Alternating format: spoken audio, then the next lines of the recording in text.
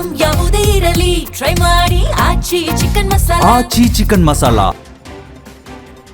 ಬೆಂಗಳೂರು ಸೇರಿದಂತೆ ರಾಜ್ಯಾದ್ಯಂತ ನಾಳೆಯಿಂದ ಮತದಾರರ ಪಟ್ಟಿಯ ವಿಶೇಷ ಸಮಗ್ರ ಪರಿಷ್ಕರಣೆ ಆರಂಭವಾಗಲಿದ್ದು, ಮತಗಟ್ಟೆ ಮಟ್ಟದ ಅಧಿಕಾರಿಗಳು ಮನೆ ಮನೆಗೆ ಭೇಟಿ ನೀಡಿ ಮಾಹಿತಿಯನ್ನ ಸಂಗ್ರಹಿಸಲಿದ್ದಾರೆ. ಮನೆಗೆ ಭೇಟಿ ನೀಡುವ ಅಧಿಕಾರಿಗಳು ನಿಗದಿತ ನಮೂನೆಗಳನ್ನು ನೀಡಿ ಭರ್ತಿ ಮಾಡಿಸಿಕೊಂಡು ವಾಪಸ್ ಪಡೆದುಕೊಳ್ತಾರೆ. ಹೊಸ ಹೆಸರುಗಳ ಸೇರ್ಪಡೆಯನ್ನ ಮಾಡಿ ನಿಧನರಾದವರನ್ನ ಮನೆ ಖಾಲಿ ಮಾಡಿದವರ ಹೆಸರನ್ನ ಮತಪಟ್ಟಿಯಿಂದ ಕೈಬಿಟ್ಟು ಪರಿಷ್ಕರಣೆ ಮಾಡಲಾಗುತ್ತದೆ. ಎರಡೆರಡು ಕಡೆ ಹೆಸರು ಇದ್ದಲ್ಲಿ ಒಂದು ಕಡೆ ಮಾತ್ರ ಉಳಿಸುವ ಪ್ರಕ್ರಿಯೆ ನಡೆಯುತ್ತದೆ. ಗುರುತಿನ ಚೀಟಿಯಲ್ಲಿ ಏನಾದರೂ ದೋಷಣೆಗಳು ಇದ್ದಲ್ಲಿ ತಿದ್ದುಪಡಿ ಮಾಡಿಸಿಕೊಳ್ಳಲು ಕೂಡ ಅವಕಾಶವಿದೆ.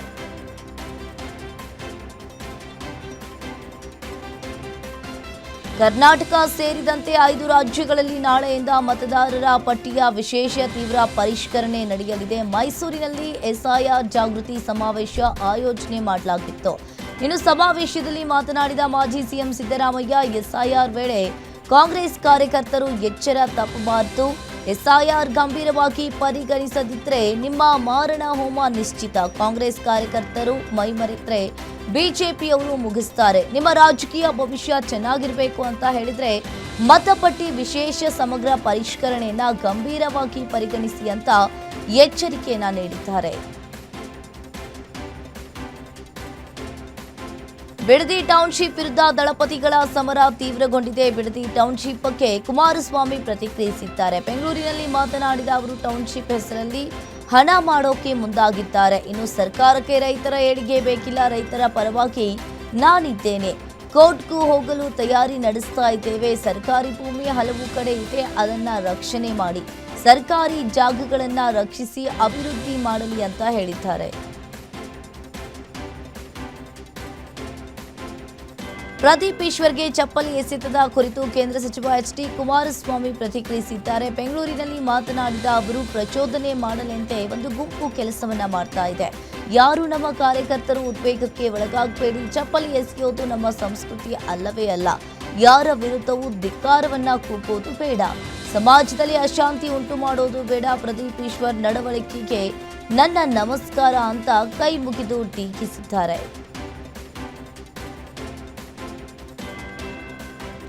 ಚಪ್ಪಲಿ ಪಾಲಿಟಿಕ್ಸ್ಗೆ ಗೃಹ ಸಚಿವ ಪ್ರಿಯಾಂಕ್ ಖರ್ಗೆ ಪ್ರತಿಕ್ರಿಯಿಸಿದ್ದಾರೆ. ಬೆಂಗಳೂರಿನಲ್ಲಿ ಮಾತನಾಡಿದ ಅವರು, ಜೆಡಿಎಸ್ನವರಿಗೆ ಅಸ್ತಿತ್ವದ ಪ್ರಶ್ನೆ ಇದೆ, ಅದಕ್ಕೆ ಹೀಗೆಲ್ಲ ನಮ್ಮ ಮೇಲೆ ಟೀಕೆ ಮಾಡ್ತಾ ಇದ್ದಾರೆ. ಇಷ್ಟು ದಿನ ಇರಲಿಲ್ಲ, ಡಿಕೆಶಿ ಸಿಎಂ ಆದ್ಮೇಲೆ ಹೀಗೆಲ್ಲ ಮಾಡ್ತಾ ಇದ್ದಾರೆ. ಚಪ್ಪಲಿಯಲ್ಲಿ ಒಬ್ಬ ಶಾಸಕನಿಗೆ ಹೊಡೆಯಲು ಹೋಗೋದು ತಪ್ಪು, ತೊಡೆ ತಟ್ಟೋದು, ಪ್ರಚೋದನೆ ಕೊಡೋದು ಕೂಡ ತಪ್ಪೇ. ಎಲ್ಲರೂ ಕಾನೂನು ಇತಿಮಿತಿಯಲ್ಲಿ ಇರಬೇಕು ಅಂತ ಕೌಂಟರ್ ಕೊಟ್ಟಿದ್ದಾರೆ. ಶಾಸಕ ಪ್ರದೀಪ್ ಈಶ್ವರ್ ವಿರುದ್ಧ ಜೆಡಿಎಸ್ ಶಾಸಕ ರವಿಕುಮಾರ್ ವಾಗ್ದಾಳಿಯನ್ನು ನಡೆಸಿದ್ದಾರೆ. ಶಿಡ್ಲಘಟ್ಟದಲ್ಲಿ ಮಾತನಾಡಿದ ಅವರು, ಪ್ರದೀಪ್ ಈಶ್ವರ್ಗೆ ಮತ ಹಾಕಿದ ಮತದಾರರು ತಲೆ ತಗ್ಗಿಸುವಂತಾಗಿದೆ. ಪ್ರದೀಪ್ ಈಶ್ವರ್ ಪರಿಶ್ರಮ ಅಕಾಡೆಮಿಯನ್ನ ನಡೆಸ್ತಾ ಇದ್ದಾರೆ. ವಿದ್ಯಾವಂತರಾಗಿ ಪ್ರಚೋದನೆಯನ್ನ ನೀಡುವ ಕೆಲಸವನ್ನ ಮಾಡ್ತಾ ಇದ್ದಾರೆ. ಕೇಂದ್ರ ಸಚಿವ ಕುಮಾರಸ್ವಾಮಿ ಬಗ್ಗೆ ಹಗುರವಾಗಿ ಮಾತನಾಡಿದ್ದಾರೆ. ಪ್ರದೀಪ್ ಈಶ್ವರ್ ವಿರುದ್ಧ ಶಿಸ್ತು ಕ್ರಮಕ್ಕೆ ಮುಂದಾಗ್ತೀವಿ ಅಂತ ಕಿಡಿಕಾರಿದ್ದಾರೆ. ಚಿಕ್ಕಬಳ್ಳಾಪುರದ ಪ್ರದೀಪ್ ಈಶ್ವರ್ ಮೇಲೆ ಚಪ್ಪಲಿ ಎಸೆದ ಪ್ರಕರಣ ರಾಜಕೀಯ ತಿರುವು ಪಡ್ಕೊಂಡಿದೆ. ಜೆಡಿಎಸ್ ಮುಖಂಡ ಅಧ್ಯಕ್ಷ ಅಖಿಲ್ ರೆಡ್ಡಿ ಬಂಧನಕ್ಕೆ ಜೆಡಿಎಸ್ ಯುವ ಘಟಕದ ರಾಜ್ಯಾಧ್ಯಕ್ಷ ನಿಖಿಲ್ ಕುಮಾರಸ್ವಾಮಿ ಖಂಡಿಸಿದ್ದಾರೆ. ಅಖಿಲ್ ರೆಡ್ಡಿಗೆ ಸಂಪೂರ್ಣವಾಗಿ ಕಾನೂನು ನೆರವು ನೀಡುವುದಾಗಿ ಭರವಸೆಯನ್ನ ನೀಡಿದ್ದಾರೆ. ನಮ್ಮ ಕಾರ್ಯಕರ್ತನ ರಕ್ಷಣೆಗೆ ನಾನು ಬದ್ಧನಾಗಿದ್ರೆ ಯಾವುದೇ ಕಾರಣಕ್ಕೂ ಕಾರ್ಯಕರ್ತರು ಎದೆಗುಂದಬಾರದು ಅಂತ ಪೋಸ್ಟ್ ಮಾಡಿದ್ದಾರೆ. ಒಂದೇ ಕುಟುಂಬದ 3 ಆತ್ಮಹತ್ಯೆ ಮಾಡಿಕೊಂಡಿದ್ದವರ ಮನೆಗೆ ಮಾಜಿ ಸಿಎಂ ಸಿದ್ದರಾಮಯ್ಯ ಭೇಟಿ ನೀಡಿದ್ದಾರೆ. ಕೆಂಪಯ್ಯನಹುಂಡಿ ಗ್ರಾಮಕ್ಕೆ ಭೇಟಿ ನೀಡಿ ಮೃತರ ಕುಟುಂಬಸ್ಥರಿಗೆ ಸಾಂತ್ವನವನ್ನ ಹೇಳಿದ್ದಾರೆ. ಇನ್ನು ನ್ಯಾಯಯುತ ತನಿಖೆ ನಡೆಸುವಂತೆ ಪೊಲೀಸ್ ಇಲಾಖೆಗೆ ಸೂಚಿಸಿದ್ದಾರೆ. ಮೃತ ಕುಟುಂಬಸ್ಥರಿಗೆ ಭದ್ರತೆಯನ್ನ ನೀಡುವಂತೆ ಸೂಚಿಸಿದ್ದಾರೆ. ಇದೇ ವೇಳೆ ಮಾಜಿ ಸಚಿವ ಎಚ್.ಸಿ. ಮಹದೇವಪ್ಪ, ಶಾಸಕ ಎ. ಪುಟ್ಟರಂಗಶೆಟ್ಟಿ ಸಿದ್ದರಾಮಯ್ಯಗೆ ಸಾಥ್ ನೀಡಿದ್ರು. ಮಾಜಿ ಸಿಎಂ ಸಿದ್ದರಾಮಯ್ಯ ಮಾಡಿದ ಆ ಒಂದು ಭಾವನಾತ್ಮಕ ಪೋಸ್ಟ್ ರಾಜ್ಯ ಕಾಂಗ್ರೆಸ್ನಲ್ಲಿ ಭಾರಿ ಚರ್ಚೆ ಹುಟ್ಟುಹಾಕಿದೆ. ಸಿಎಂ ಸ್ಥಾನದಿಂದ ಕೆಳಗಿಳಿದ ಬಳಿಕ ಮೊದಲ ಬಾರಿಗೆ ವರುಣ ಕ್ಷೇತ್ರಕ್ಕೆ ಹೋದ ಸಿದ್ದರಾಮಯ್ಯಗೆ ಅದ್ದೂರಿಯಾಗಿ ಸ್ವಾಗತ ಸಿಕ್ಕಿದೆ. ಆ ಜನರ ಪ್ರೀತಿ ನೋಡಿದ ಸಿದ್ದು ಮುಖ್ಯಮಂತ್ರಿ ಸ್ಥಾನ ನಶ್ವರ, ಜನರ ನಡುವಿನ ಸಂಬಂಧ ಶಾಶ್ವತ ಅಂತ ಎಕ್ಸ್ನಲ್ಲಿ ಪೋಸ್ಟ್ ಮಾಡಿದ್ದು ರಾಜಕೀಯ ವಲಯದಲ್ಲಿ ಭಾರೀ ಸಂಚಲನವನ್ನ ಸೃಷ್ಟಿಸಿದೆ. ಸಿದ್ದರಾಮಯ್ಯ ಅವರ ಈ ಪೋಸ್ಟ್ ನೋಡಿದ ತಕ್ಷಣ ರಾಜ್ಯದ ಪ್ರಮುಖ ಸಚಿವರು ಅಲರ್ಟ್ ಆಗಿದ್ದಾರೆ. ಈ ಬಗ್ಗೆ ಮಾತನಾಡಿರುವ ಸಚಿವ ಪ್ರಿಯಾಂಕ್ ಖರ್ಗೆ, ಸಿದ್ದರಾಮಯ್ಯ ಪೋಸ್ಟ್ಗೆ ಹೆಚ್ಚು ರಾಜಕೀಯ ಚರ್ಚೆ ಅಗತ್ಯವಿಲ್ಲ. ಇದು ಸಾಂದರ್ಭಿಕವಾಗಿ ಹೇಳಿರುವುದು ಬಿಟ್ಟರೆ ಬೇರೆ ಅರ್ಥವನ್ನ ಕಲ್ಪಿಸಬೇಕಾಗಿಲ್ಲ. ಸೋಷಿಯಲ್ ಮೀಡಿಯಾ ಟೀಮ್ ಇದನ್ನ ಬರೆದಿರಬಹುದು, ಸಿದ್ದರಾಮಯ್ಯ ಸಾಹೇಬರಿಗೆ ಇದು ಗೊತ್ತೇ ಇರಲ್ಲ ಅಂತ ಹೇಳುವ ಮೂಲಕ ವಿವಾದ ತನ್ನಗಾಗಿಸಲು ಯತ್ನಿಸಿದ್ದಾರೆ.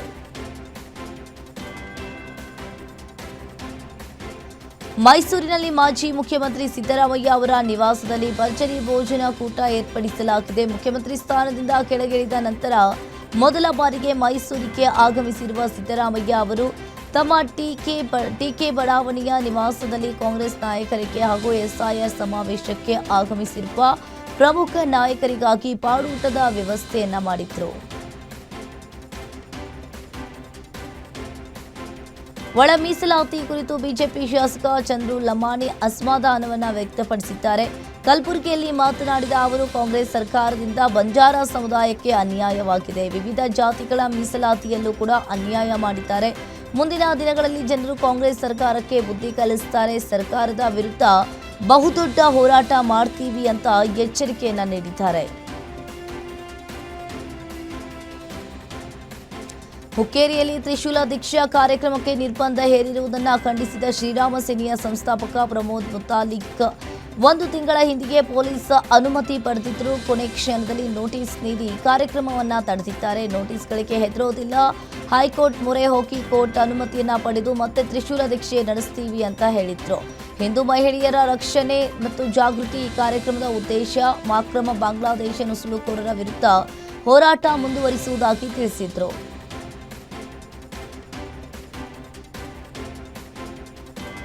ಚಿಕ್ಕಬಳ್ಳಾಪುರ ಜಿಲ್ಲೆಯಲ್ಲಿ ಎಂಸೈಂಡ್ ಹಾಗೂ ಜಲ್ಲಿ ಬೆಲೆ ಏಕಾಏಕಿ ಏರಿಕೆಗೊಂಡಿರುವುದನ್ನು ಖಂಡಿಸಿ ಟಿಪ್ಪರ್ ಮಾಲೀಕರು ಮತ್ತು ಚಾಲಕರು ಪ್ರತಿಭಟನೆಗೆ ಇಳಿದಿದ್ದಾರೆ. 9 ದಿನಗಳಿಂದ 500ಕ್ಕೂ ಹೆಚ್ಚು ಟಿಪ್ಪರ್ಗಳನ್ನು ರಸ್ತೆಗಿಳಿಸದೆ ಮುಷ್ಕರವನ್ನ ನಡೆಸಲಾಗ್ತಾ ಇತ್ತು. ನಿರ್ಮಾಣ ಕ್ಷೇತ್ರದ ಮೇಲೂ ಇದರ ಪರಿಣಾಮ ಬಿದ್ದಿದೆ.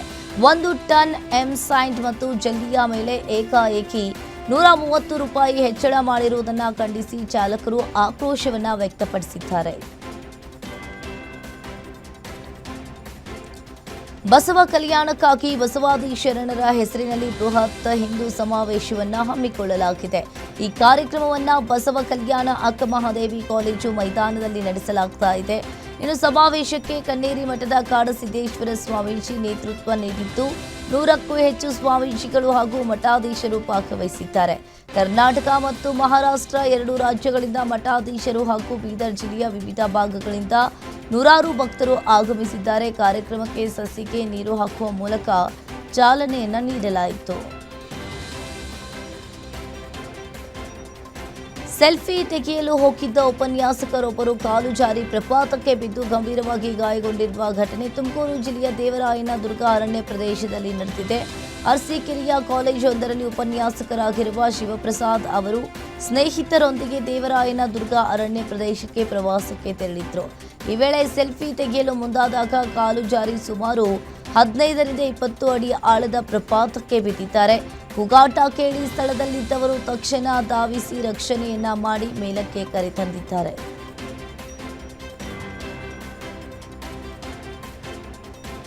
ರಾಯಚೂರು ಜಿಲ್ಲೆಯ ದೇವದುರ್ಗ ಪಟ್ಟಣದ ಬಸ್ ನಿಲ್ದಾಣದ ಬಳಿ ಭೀಕರ ದುರಂತವೊಂದು ಸಂಭವಿಸಿದೆ. ಜನನಿಬಿಡ ಪ್ರದೇಶದಲ್ಲಿದ್ದ ಕಮರ್ಷಿಯಲ್ ಕಾಂಪ್ಲೆಕ್ಸ್ ಕಟ್ಟಡದ ಮೆಟ್ಟಿಲು ಹಾಗೂ ಗೋಡೆ ಏಕಾಏಕಿ ಕುಸಿದು ಬಿದ್ದ ಪರಿಣಾಮವಾಗಿ 3 ಯುವಕರು ಸ್ಥಳದಲ್ಲಿಯೇ ಸಾವನ್ನಪ್ಪಿದ್ದಾರೆ. ನಾಗರಾಜ್, ಕ್ಯಾದಿಗೆರ, ರವಿಕುಮಾರ್, ಅರ್ಜುನ್ ಮೃತರು ಅಂತ ಗುರುತಿಸಲಾಗಿದೆ. ಘಟನಾ ಸ್ಥಳಕ್ಕೆ ದೇವದುರ್ಗ ಪೊಲೀಸರು ಭೇಟಿ ನೀಡಿ ಪರಿಶೀಲನೆಯನ್ನ ಮಾಡಿದ್ರು.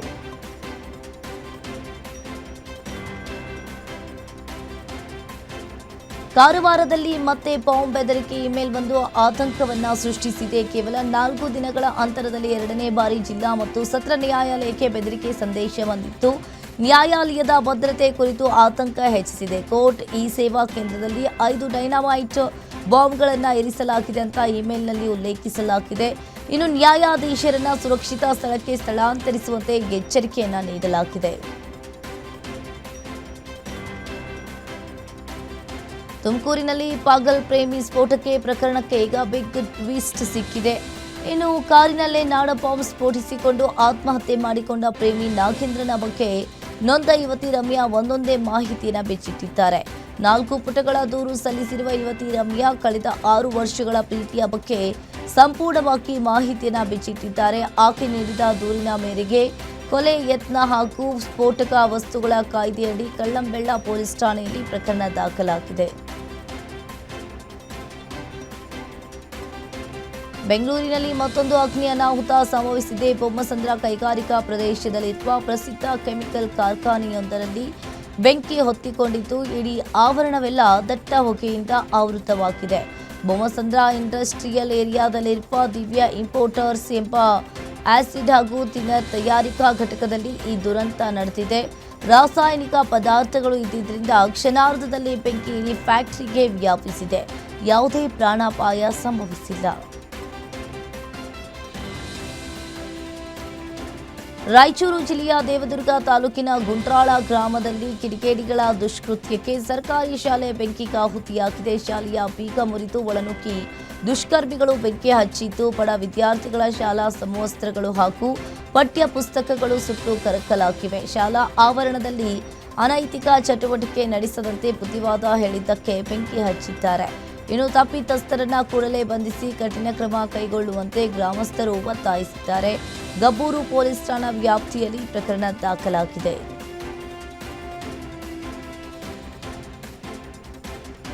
ಲಾರಿಗೆ ಬೈಕ್ ಡಿಕ್ಕಿಯಾಗಿ ಯುವಕ ಸ್ಥಳದಲ್ಲಿಯೇ ಮೃತಪಟ್ಟಿರುವ ಘಟನೆ ನೆಲಮಂಗಲದ ತಿಪ್ಪಗೊಂಡನಹಳ್ಳಿ ಬಳಿ ನಡೆದಿದೆ. ಶಿರಾದಿಂದ ಬೆಂಗಳೂರಿಗೆ ಬರುವ ವೇಳೆ ಅಪಘಾತ ಸಂಭವಿಸಿದ್ದು 23 ವರ್ಷದ ಬೈಕ್ ಸವಾರ ಶಶಿಕುಮಾರ್ ಎಂದು ಗುರುತಿಸಲಾಗಿದೆ. ಈ ಘಟನೆಗೆ ಸಂಬಂಧಪಟ್ಟಂತೆ ನೆಲಮಂಗಲ ಸಂಚಾರಿ ಠಾಣೆಯಲ್ಲಿ ಪ್ರಕರಣ ದಾಖಲಾಗಿದೆ. ರಸ್ತೆ ಬದಿ ಟೀ ಕುಡಿಯಲು ನಿಂತಿದ್ದ ಲಾರಿ ಕ್ಲೀನರ್ಗೆ ಕಾರು ಡಿಕ್ಕಿ ಹೊಡೆದು ಕ್ಲೀನರ್ ಸ್ಥಳದಲ್ಲಿಯೇ ಸಾವನ್ನಪ್ಪಿರುವ ಘಟನೆ ಬೆಂಗಳೂರು ಗ್ರಾಮಾಂತರ ಜಿಲ್ಲೆಯ ದೇವನಹಳ್ಳಿ ಸಮೀಪದ ರಾಷ್ಟ್ರೀಯ ಹೆದ್ದಾರಿಯಲ್ಲಿ ನಡೆದಿದೆ. ಮಧ್ಯಪ್ರದೇಶ ಮೂಲದ ಬದ್ರಿವಾಲಾ ದರಿಯಾ ಮೃತ ದುರ್ದೈವಿ. ಹೆದ್ದಾರಿಯ ಪಕ್ಕದಲ್ಲಿ ಟೀ ಕುಡಿಯಲು ನಿಂತಿದ್ದ ವೇಳೆ ವೇಗವಾಗಿ ಬಂದ ಇನೋವಾ ಕಾರು ಡಿಕ್ಕಿ ಹೊಡೆದ ಪರಿಣಾಮವಾಗಿ ಅವರು ಸ್ಥಳದಲ್ಲಿಯೇ ಸಾವನ್ನಪ್ಪಿದ್ದಾರೆ. ದೇವನಹಳ್ಳಿ ಸಂಚಾರಿ ಪೊಲೀಸ್ ಠಾಣಾ ವ್ಯಾಪ್ತಿಯಲ್ಲಿ ಪ್ರಕರಣ ದಾಖಲಾಗಿದೆ. ಬೆಂಗಳೂರಿನಲ್ಲಿ ಡೆಲಿವರಿ ಬಾಯ್ ಮೇಲೆ ಕೆಫೆ ಮಾಲೀಕ ಹಾಗೂ ಮ್ಯಾನೇಜರ್ನಿಂದ ಹಲ್ಲೆ ನಡೆಸಿದ್ದಾರೆ. ಉಳ್ಳಾಳದ ಕೂಲ್ ಜಂಕ್ಷನ್ ಕೆಫೆಯಲ್ಲಿ ಈ ದೌರ್ಜನ್ಯ ನಡೆದಿದೆ.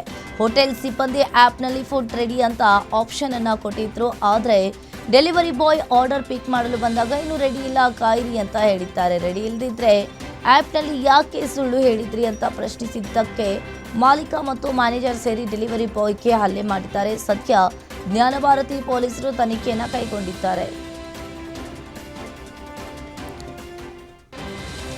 ಉತ್ತರ ಕನ್ನಡ ಜಿಲ್ಲೆಯ ಹಳಿಯಾಳ ತಾಲೂಕಿನಲ್ಲಿ ಇತ್ತೀಚಿನ ದಿನಗಳಲ್ಲಿ ದ್ವಿಚಕ್ರ ವಾಹನಗಳಿಂದ ಪೆಟ್ರೋಲ್ ಕಳ್ಳತನವಾಗ್ತಾ ಇರುವ ಬಗ್ಗೆ ಹಲವು ದೂರುಗಳು ಕೇಳಿ ಬರ್ತಾ ಇವೆ. ಈ ಘಟನೆಗಳು ಸ್ಥಳೀಯ ವಾಹನ ಮಾಲೀಕರಲ್ಲಿ ಆತಂಕವನ್ನ ಮೂಡಿಸಿವೆ. ಬೆಳಗಿನ ಜಾವ ಹಳಿಯಾಳದ ಮೂತಿಕೆರೆ ರಸ್ತೆಯಲ್ಲಿ ಅಂಗಡಿ ಮುಂಭಾಗ ನಿಲ್ಲಿಸಲಾಗಿದ್ದ ಬೈಕ್ನಿಂದ ದುಷ್ಕರ್ಮಿಗಳು ಸುಮಾರು 5 ರಿಂದ 6 ಲೀಟರ್ ಪೆಟ್ರೋಲ್ ಕಳ್ಳತನವನ್ನ ಮಾಡಿದ್ದಾರೆ. ಇಂತಹ ಪೆಟ್ರೋಲ್ ಕಳ್ಳರ ಮೇಲೆ ಪೊಲೀಸರು ಕಟ್ಟುನಿಟ್ಟಿನ ನಿಗಾ ವಹಿಸಿ ಸೂಕ್ತ ಕ್ರಮ ಕೈಗೊಳ್ಳಬೇಕೆಂತ ಹೇಳಿ ಮನವಿಯನ್ನ ಮಾಡಿದ್ದಾರೆ.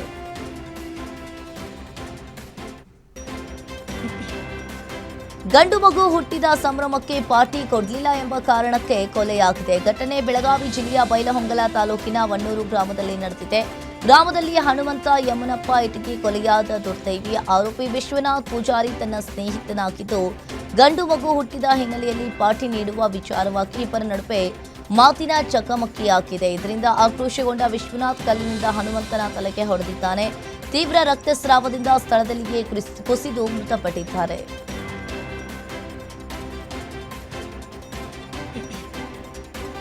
ಪತ್ನಿ ಮಲಗಿದ್ದ ಸ್ಥಳದಲ್ಲಿ ಮಾರಕಾಸ್ತ್ರದಿಂದ ಹತ್ಯೆ ಮಾಡಿದ ಭೀಕರ ಘಟನೆ ಬೆಳಗಾವಿ ಜಿಲ್ಲೆಯ ಅಥಣಿ ತಾಲೂಕಿನ ಕಟಗೇರಿ ಗ್ರಾಮದಲ್ಲಿ ನಡೆದಿದೆ. ಪತ್ನಿಯ ಮೇಲಿನ ಸಂಶಯವೇ ಕೊಲೆಗೆ ಕಾರಣ ಅಂತ ತಿಳಿದು ಬಂದಿದೆ. ಶೋಭಾ ಪರಗೊಂಡ ಸಾರವಾಡ ಕೊಲೆಯಾದ ಮಹಿಳೆ ಪತಿ ಪರಗೊಂಡನೆ ಮಲಗಿದ್ದ ವೇಳೆ ಮಾರಕಾಸ್ತ್ರದಿಂದ ಹಲ್ಲೆ ನಡೆಸಿ ಹತ್ಯೆ ಮಾಡಿದ್ದಾನೆ. ಈ ಘಟನೆಯಿಂದ ಕಟಗೇರಿ ಗ್ರಾಮದಲ್ಲಿ ಆತಂಕದ ವಾತಾವರಣ ನಿರ್ಮಾಣವಾಗಿದ್ದು, ಮಾಹಿತಿ ತಿಳಿದ ಇದ್ದಂತೆಯೇ ಅಥಣಿ ಪೊಲೀಸರು ಸ್ಥಳಕ್ಕೆ ಭೇಟಿ ನೀಡಿ ಪರಿಶೀಲನೆಯನ್ನ ನಡೆಸಿದ್ದಾರೆ. ಗೆಳೆಯ ವೈಶಾಖ್ ಸಾವಿನ ಬಳಿಕ ನಟಿ ಖುಷಿ ತಾಪಂಡ ಅವರು ಮೌನ ಮುರಿದಿದ್ದಾರೆ. ಇನ್ಸ್ಟಾಗ್ರಾಂನಲ್ಲಿ ಭಾವನಾತ್ಮಕ ಪೋಸ್ಟ್ ಹಂಚಿಕೊಂಡ ನಟಿ, ನನ್ನ ಹೃದಯಕ್ಕೆ ತುಂಬಾ ಹತ್ತಿರದ ವ್ಯಕ್ತಿಯನ್ನ ಕಳೆದುಕೊಂಡಿದ್ದೇನೆ. ವೈಶಾಖ್ ನನ್ನ ಜೊತೆ ನಿಂತು ನನ್ನನ್ನು ಕಾಪಾಡಿದ ವ್ಯಕ್ತಿ. ನನ್ನ ಗೆಳೆಯನ ಬಗ್ಗೆ ಪದಗಳಲ್ಲಿ ವಿವರಿಸಲು ಸಾಧ್ಯವಿಲ್ಲ. ಈ ನೋವಿನಿಂದ ಹೊರಬರಲು ಸಾಧ್ಯವಾಗುತ್ತದೆಯೋ ಗೊತ್ತಿಲ್ಲ. ಊಹಾಪೋಹಗಳಿಗೆ ತೆರೆ ಎಳೆಯುವಂತೆ ನಟಿ ಖುಷಿ ತಾಪಂಡ ಮನವಿ ಮಾಡಿದ್ದಾರೆ. ನಿರ್ಮಾಪಕ ವಾಮ ಹರೀಶ್ ಪುತ್ರ 28 ವರ್ಷದ ಉಲ್ಲಾಸ್ ಗೌಡ ಹೃದಯಾಘಾತದಿಂದ ನಿಧನರಾಗಿದ್ದಾರೆ. ಶಿವಮೊಗ್ಗ ಜಿಲ್ಲೆಯ ಕೊಡಚಾದ್ರಿಗೆ ಟ್ರೆಕ್ಕಿಂಗ್ಗೆ ತೆರಳಿದ್ದಾಗ ಉಲ್ಲಾಸ್ ಗೌಡಗೆ ಹೃದಯಾಘಾತವಾಗಿತ್ತು. ಇನ್ನು ಉಲ್ಲಾಸ್ ಗೌಡ ಇತ್ತೀಚೆಗೆ ಚಂದನ್ ಗೌಡ ಅವರೊಂದಿಗೆ ನಿಶ್ಚಿತಾರ್ಥವನ್ನ ಮಾಡಿಕೊಂಡಿದ್ರು. ಈ ವರ್ಷದ ಕೊನೆಯಲ್ಲಿ ಅವರ ವಿವಾಹ ನಡೆಯಬೇಕಿತ್ತು. ಮದುವೆಗೆ ಮುನ್ನ ಅವರ ಹಠಾತ್ ಸಾವು ಕುಟುಂಬಕ್ಕೆ ದೊಡ್ಡ ಆಘಾತವನ್ನುಂಟು ಮಾಡಿದೆ.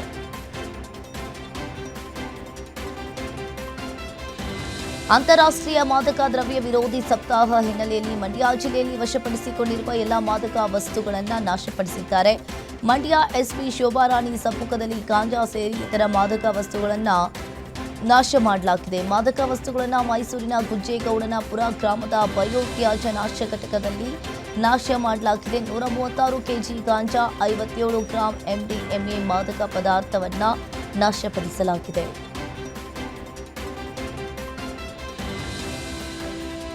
ಮಾದಕ ದ್ರವ್ಯಗಳ ವಿರುದ್ಧ ಜಾಗೃತಿ ಮೂಡಿಸುವ ಉದ್ದೇಶದಿಂದ ಬೆಂಗಳೂರು ಗ್ರಾಮಾಂತರ ಜಿಲ್ಲಾ ಪೊಲೀಸ್ ವತಿಯಿಂದ ಮ್ಯಾರಥಾನ್ ಅನ್ನು ನಡೆಸಲಾಯಿತು. ಹೊಸಕೋಟೆ ನಗರದ ಚೆನ್ನಬೈರೇಗೌಡ ಕ್ರೀಡಾಂಗಣದಿಂದ ಆರಂಭವಾದ ಮ್ಯಾರಥಾನ್ಗೆ ನಟ ಕೋಮಲ್ ಹಾಗೂ ಜಿಲ್ಲಾ ಪೊಲೀಸ್ ವರಿಷ್ಠ ಅಧಿಕಾರಿ ಚಂದ್ರಕಾಂತ್ ಚಾಲನೆಯನ್ನ ಮಾಡಿದರು. ಮಾದಕ ವಸ್ತುಗಳ ದುಷ್ಪರಿಣಾಮಗಳ ಬಗ್ಗೆ ಸಾರ್ವಜನಿಕರಲ್ಲಿ ಅರಿವು ಮೂಡಿಸುವ ಉದ್ದೇಶದಿಂದ ನಡೆದ ಈ ಮ್ಯಾರಥಾನ್ನಲ್ಲಿ 100 ಯುವಕರು, ಮಕ್ಕಳು ಹಾಗೂ ಸಾರ್ವಜನಿಕರು ಭಾಗವಹಿಸಿದರು.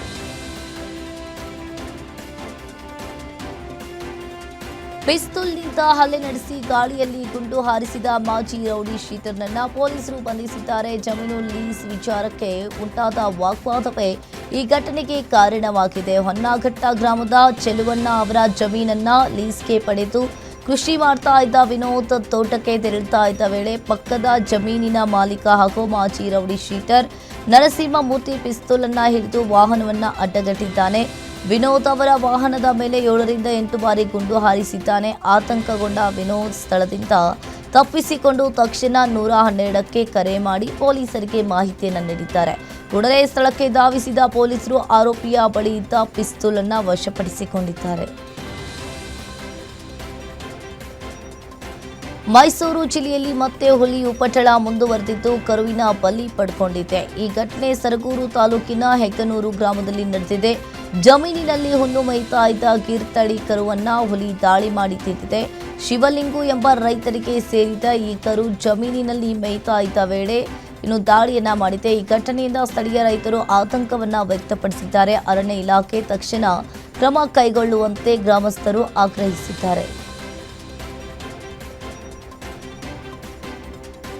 ಮಂಡ್ಯ ಜಿಲ್ಲೆಯಲ್ಲಿ ಮುಂಗಾರು ಮಳೆ ಕೈಕೊಟ್ಟ ಪರಿಣಾಮವಾಗಿ ಅನ್ನದಾತರು ತೀವ್ರ ಸಂಕಷ್ಟಕ್ಕೆ ಸಿಲುಕಿದ್ದಾರೆ. ಮಳೆ ಕೊರತೆಯಿಂದ ಕೆಆರ್ಎಸ್ ಜಲಾಶಯದಲ್ಲಿ ನೀರಿನ ಮಟ್ಟ ಕುಸಿದಿದ್ದು ನಾಲೆಗಳಿಗೆ ನೀರು ಹರಿಯದೆ ಸಾವಿರಾರು ಎಕರೆ ಕಬ್ಬಿನ ಬೆಳೆ ಒಣಗುವ ಸ್ಥಿತಿ ನಿರ್ಮಾಣವಾಗಿದೆ. ಬೆಳೆದ ಬೆಳೆಗೆ ನೀರು ಸಿಗದೆ ರೈತರು ಕಂಗಾಲಾಗಿದ್ದು ನೀರು ಬಿಡುಗಡೆ ಮಾಡುವಂತೆ ಒತ್ತಾಯಿಸಿ ಪ್ರತಿಭಟನೆಯನ್ನ ನಡೆಸಿದ್ದಾರೆ. ಆದರೆ ಸದ್ಯದ ನೀರಿನ ಲಭ್ಯತೆಯನ್ನ ಗಮನದಲ್ಲಿಟ್ಟುಕೊಂಡು ಬೆಳೆಗೆ ನೀರು ಒದಗಿಸುವುದು ಸಾಧ್ಯವಿಲ್ಲ ಅಂತ ಜಿಲ್ಲಾಡಳಿತ ತಿಳಿಸಿದೆ.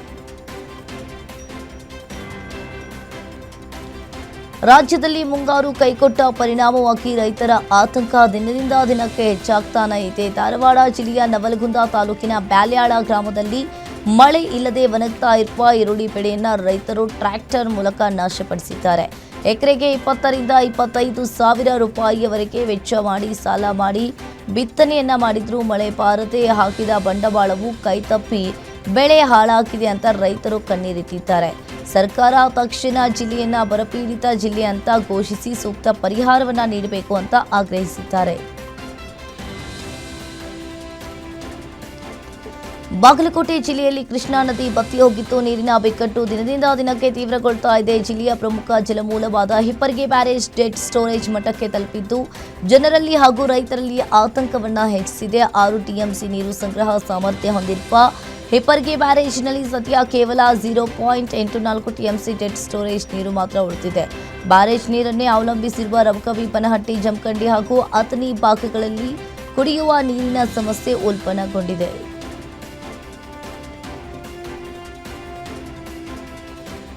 ಯಾದಗಿರಿ ಜಿಲ್ಲೆಯಲ್ಲಿ ಬರ ದಿನದಿಂದ ದಿನಕ್ಕೆ ಸಂಭವಿಸ್ತಾ ಇದೆ. ಸಮರ್ಪಕ ಮಳೆಯ ಕೊರತೆಯಿಂದ ಜಿಲ್ಲೆಯ ಜೀವನಾಡಿಯಾಗಿರುವ ಭೀಮಾ ನದಿ ಸಂಪೂರ್ಣವಾಗಿ ಬತ್ತಿ ಹೋಗಿದೆ. ಮತ್ತೊಂದು ಕಡೆ ಕೃಷ್ಣಾ ನದಿಯಲ್ಲೂ ನೀರಿನ ಹರಿವು ಕ್ಷೀಣಿಸುವುದು ಪರಿಸ್ಥಿತಿಯನ್ನು ಮತ್ತಷ್ಟು ಗಂಭೀರಗೊಳಿಸಿದೆ.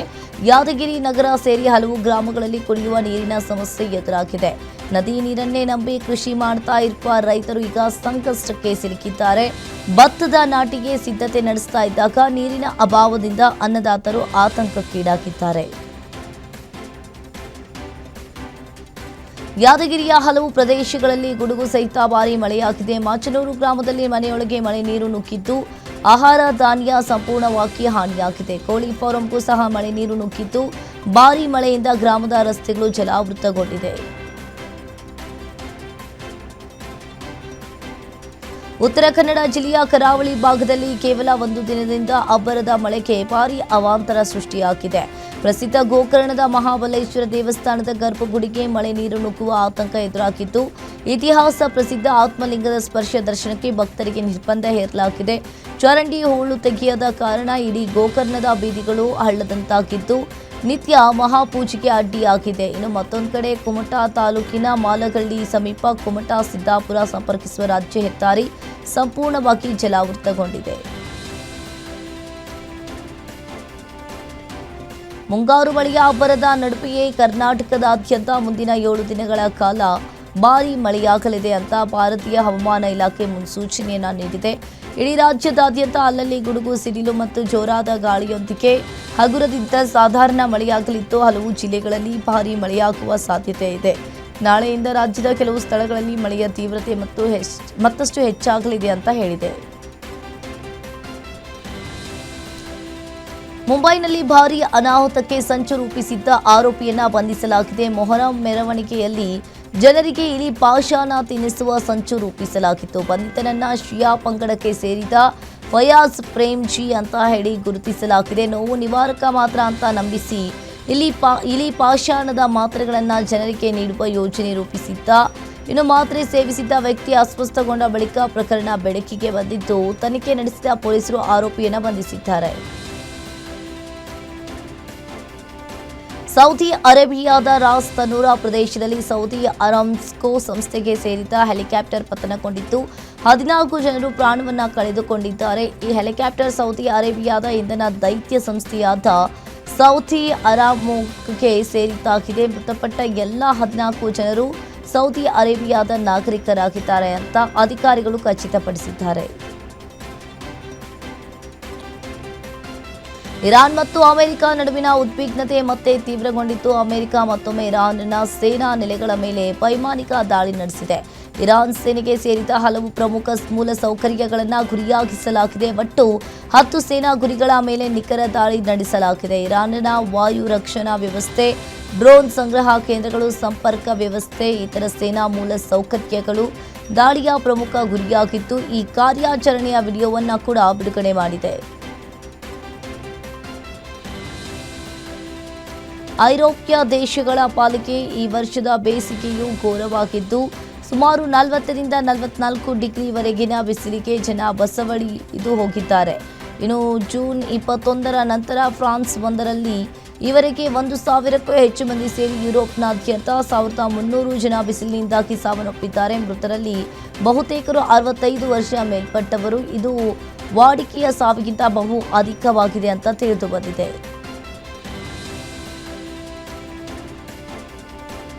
ಇನ್ನು ನಡೆದ ಮಹಿಳಾ ಟಿ20 ವಿಶ್ವಕಪ್ 2026ರ ನಿರ್ಣಾಯಕ ಪಂದ್ಯದಲ್ಲಿ ಭಾರತ ಆಸ್ಟ್ರೇಲಿಯಾ ವಿರುದ್ಧ 6 ವಿಕೆಟ್ಗಳ ಸೋಲು ಅನುಭವಿಸಿತು. ಈ ಸೋಲಿನೊಂದಿಗೆ ಭಾರತ ಟಿ20 ವಿಶ್ವಕಪ್ ಫೈನಲ್ ರೇಸ್ನಿಂದ ಹೊರಬಿದ್ದರೆ, ಬಲಿಷ್ಠ ಆಸ್ಟ್ರೇಲಿಯಾ ಮತ್ತು ದಕ್ಷಿಣ ಆಫ್ರಿಕಾ ಎ ಗುಂಪಿನಿಂದ ಸೆಮಿಫೈನಲ್ಗೆ ಅರ್ಹತೆ ಪಡೆದವು. ಟೀಮ್ ಸರಣಿಗಾಗಿ ಐರ್ಲೆಂಡ್ ಪ್ರವಾಸವನ್ನ ಮಾಡಿದ್ದ ಟೀಮ್ ಇಂಡಿಯಾ 2-0 ಅಂತರದಿಂದ ಸರಣಿ ಗೆಲ್ಲಲಿದೆ ಅಂತ ನಿರೀಕ್ಷಿಸಲಾಗಿತ್ತು. ಆದರೆ ಕ್ರಿಕೆಟ್ ಶಿಶು ಐರ್ಲೆಂಡ್ ಭಾರತಕ್ಕೆ ಮರ್ಮಾಘಾತವಾಗಿ ನೀಡಿದೆ. ಇಲ್ಲಿ ಮೊದಲ ಹಾಗೂ ಎರಡನೇ ಪಂದ್ಯಗಳನ್ನು ಗೆದ್ದು ಇತಿಹಾಸದಲ್ಲಿ ಮೊದಲ ಬಾರಿಗೆ ಭಾರತದ ವಿರುದ್ಧ T20 ಸರಣಿಯನ್ನ ಇಲ್ಲಿ ಕ್ಲೀನ್ ಸ್ವೀಪ್ ಮಾಡಿ ಅಚ್ಚರಿಯನ್ನ ಮೂಡಿಸಿದೆ. ಇಂಗ್ಲೆಂಡ್ ನಾಯಕ ಬೆನ್ ಸ್ಟೋಕ್ಸ್ ಅಂತಾರಾಷ್ಟ್ರೀಯ ಕ್ರಿಕೆಟ್ಗೆ ನಿವೃತ್ತಿ ಘೋಷಿಸಿದ್ದಾರೆ. ಸದ್ಯ ಚಾಲ್ತಿಯಲ್ಲಿರುವ ಇಂಗ್ಲೆಂಡ್ ವಿರುದ್ಧದ 3ನೇ ಟೆಸ್ಟ್ ಮುಕ್ತಾಯಗೊಂಡ ಬಳಿಕ ತಮ್ಮ 15 ವರ್ಷಗಳ ಅಂತಾರಾಷ್ಟ್ರೀಯ ಕ್ರಿಕೆಟ್ ಬದುಕನ್ನು ಅಂತ್ಯಗೊಳಿಸುವುದಾಗಿ ತಿಳಿಸಿದ್ದಾರೆ. 2019ರ ಏಕದಿನ ವಿಶ್ವಕಪ್ನಲ್ಲಿ ಇಂಗ್ಲೆಂಡ್ನ ಗೆಲುವಿನಲ್ಲಿ ಪ್ರಮುಖ ಪಾತ್ರ ವಹಿಸಿದ್ದ ಸ್ಟೋಕ್ಸ್ 2022ರಲ್ಲಿ ತಂಡ T20 ವಿಶ್ವಕಪ್ ಜಯಿಸುವಲ್ಲೂ ಉತ್ತಮ ಕೊಡುಗೆಯನ್ನು ನೀಡಿದರು. ಆಂಧ್ರಪ್ರದೇಶದ ಉಪಮುಖ್ಯಮಂತ್ರಿ ಪವನ್ ಕಲ್ಯಾಣ್ ಅವರು ಇದೀಗ ಹೊಸ ಸಿನಿಮಾದಲ್ಲಿ ನಟಿಸಲು ಒಪ್ಪಿಕೊಂಡಿದ್ದಾರೆ. ಕಳೆದ ವರ್ಷ ಬಿಡುಗಡೆಯಾಗಿದ್ದ ಅವರ ನಟನೆಯ ಓಜಿ ಸಿನಿಮಾದ 2ನೇ ಭಾಗದಲ್ಲಿ ನಟಿಸಲು ಪವನ್ ಕಲ್ಯಾಣ್ ಒಪ್ಪಿಗೆ ಸೂಚಿಸಿದ್ದಾರೆ. ಮಾತ್ರವಲ್ಲದೆ ಓಜಿ 2 ಸಿನಿಮಾವನ್ನ ಖುದ್ದು ಪವನ್ ಕಲ್ಯಾಣ್ ಅವರೇ ನಿರ್ಮಾಣ ಸಹ ಮಾಡಿದ್ದಾರೆ. ಕಳೆದ ವರ್ಷ ಬಿಡುಗಡೆಯಾಗಿದ್ದ ಓಜಿ ಸಿನಿಮಾವನ್ನ DVV ಎಂಟರ್ಟೈನ್ಮೆಂಟ್ ನಿರ್ಮಾಣ ಮಾಡಿತ್ತು. ಈಗ ಓಜಿ 2 ಸಿನಿಮಾವನ್ನ ಖುದ್ದು ಪವನ್ ಕಲ್ಯಾಣ್ ನಿರ್ಮಿಸುತ್ತಿದ್ದಾರೆ.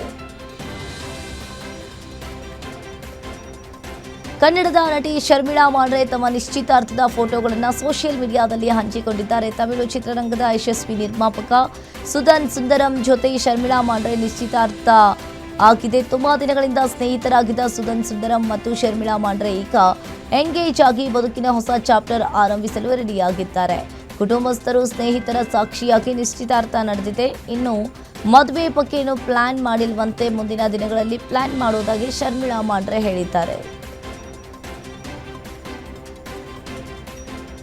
ಬೆಂಗಳೂರು ನಗರದ ನಿರ್ಮಾತೃ ನಾಡಪ್ರಭು ಕೆಂಪೇಗೌಡರ ಆದರ್ಶಮಯ ಬದುಕು, ದೂರದೃಷ್ಟಿ ಮತ್ತು ಭವ್ಯ ಪರಂಪರೆಯನ್ನ ಬೆಳ್ಳಿತೆರೆಯ ಮೇಲೆ ಅನಾವರಣಗೊಳಿಸಲು ಕೆಂಪಾಪುತಿ ಚಿತ್ರ ಸಜ್ಜಾಗಿದೆ. ಪ್ರಶಾಂತ್ ಪ್ರಕಾಶ್ ಫ್ಯಾಮಿಲಿ ಫೌಂಡೇಶನ್ ಪ್ರಸ್ತುತಪಡಿಸಿರುವ ಹಾಗೂ ಹೊಂಬಾಳೆ ಮ್ಯೂಸಿಕ್ ಸಹಯೋಗ ಹೊಂದಿರುವ ಈ ಬಹುನಿರೀಕ್ಷಿತ ಚಿತ್ರದ ಭವ್ಯ ಟೀಸರ್ ಇತ್ತೀಚೆಗೆ ಬಿಡುಗಡೆಯಾಗಿದೆ.